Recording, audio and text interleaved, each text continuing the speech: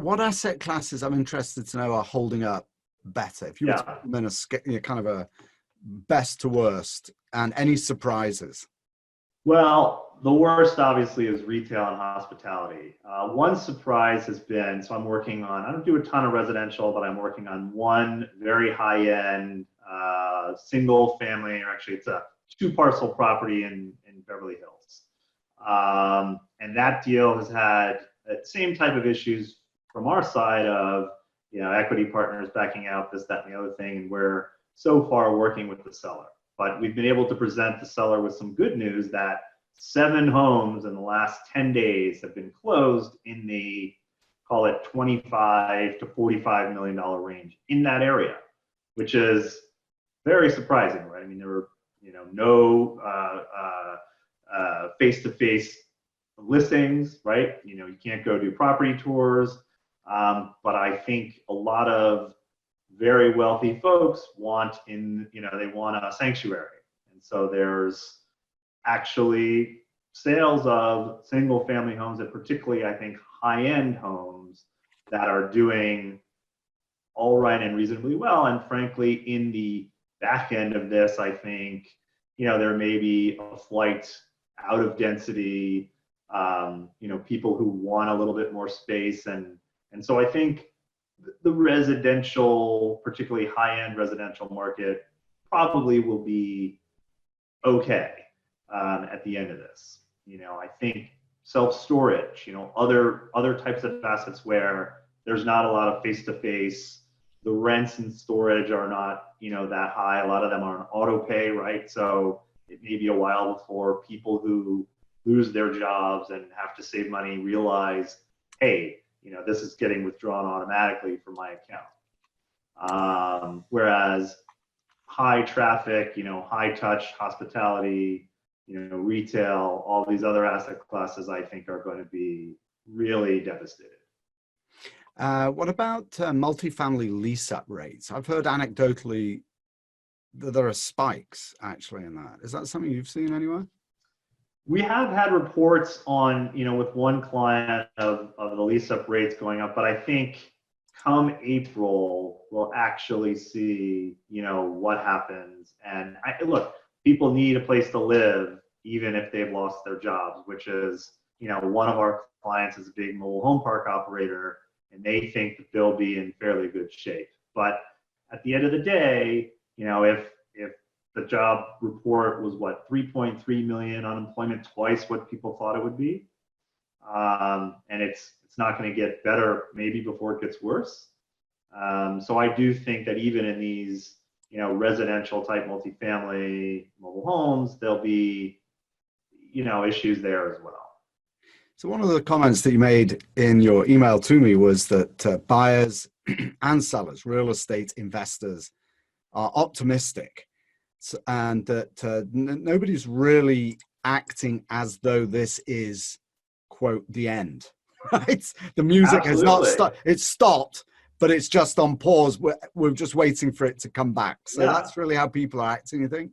Yeah. Well, I mean, if you look at the public markets, right, down 35% in 2.5, 3 weeks, that's not happening in real estate, in private deals. I mean, in pricing, right? I mean, it's, properties have not declined by 35%. Now, right now, it is very difficult to get a deal done. But it is not the case where and I think this is, again, a difference, at least at the moment with 2008, there's not massive amounts of single family homes that are, in Vegas or wherever, that are 30%, 50% off of the price that they were previously. And, I do think we're getting some calls for distressed debt or distressed funds to be formed, but, there's not this mandate and I don't think rush to sell, right? If sellers are on pause and their properties are down 10%, I do think that people think in another 6 months or, another 2 quarters, prices, and deals will come back, right? It's not like people's properties are down, portfolios are down 50% on the private real estate side so far. I haven't seen that. It's just made a 5-year deal into a 5-year and 6-month deal. Yes, and maybe a 6-year, we'll see. Right. But so far, right, I mean, the prices have not plummeted like they have. There's no crazy bargains like in the public equity market.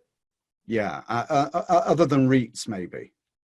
That's right. But I mean, in individual private real estate assets, I don't think, at least the multifamily properties and the mobile home parks and self-storage facilities, we've not seen anybody saying, wow, this is, other than the buyers, right, who are trying to figure out what to do in escrow.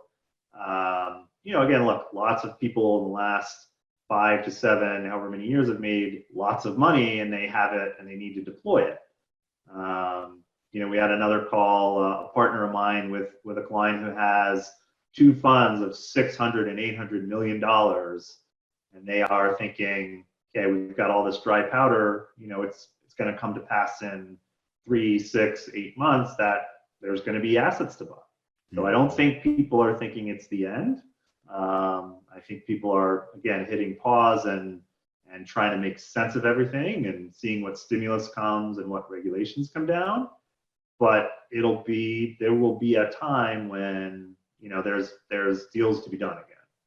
Interesting. Yes, it is a different feel from the last time, isn't it, Peter? Very much so. When we're looking into the abyss of financial collapse, seems to have, it's so unnatural that it seems more like a bump, obviously a really tough bump, but bump nevertheless in the road, and we're still headed in the right direction. I think that's right. And I think, the last time when the banks were lending, no doc loan, I mean, it was real estate related or real estate caused, right? I mean, this is not that. So I think the real estate markets, the banks, I think the players generally are in better shape going into this than they were in 2008.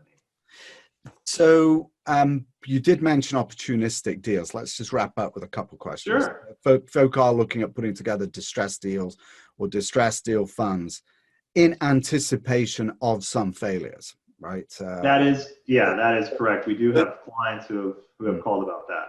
So what are you anticipating are going to be the areas that will yield those kinds of opportunities specifically? Yeah, I mean, I would be surprised if people come out of this and want to jump back into retail and hospitality. I mean, obviously there will be assets, I think a big decline there.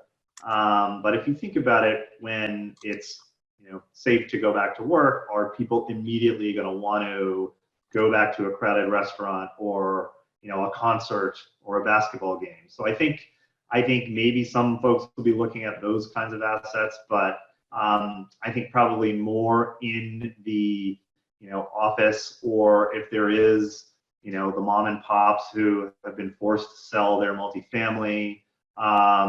It's hard to say. I think a big area where there will be some opportunity is in the restructuring funds, or sort of the bridge loan kind of thing, where there will be a period where, right, restaurant owners and these people will need to restructure and need some help getting back on their feet, but eventually, will recover.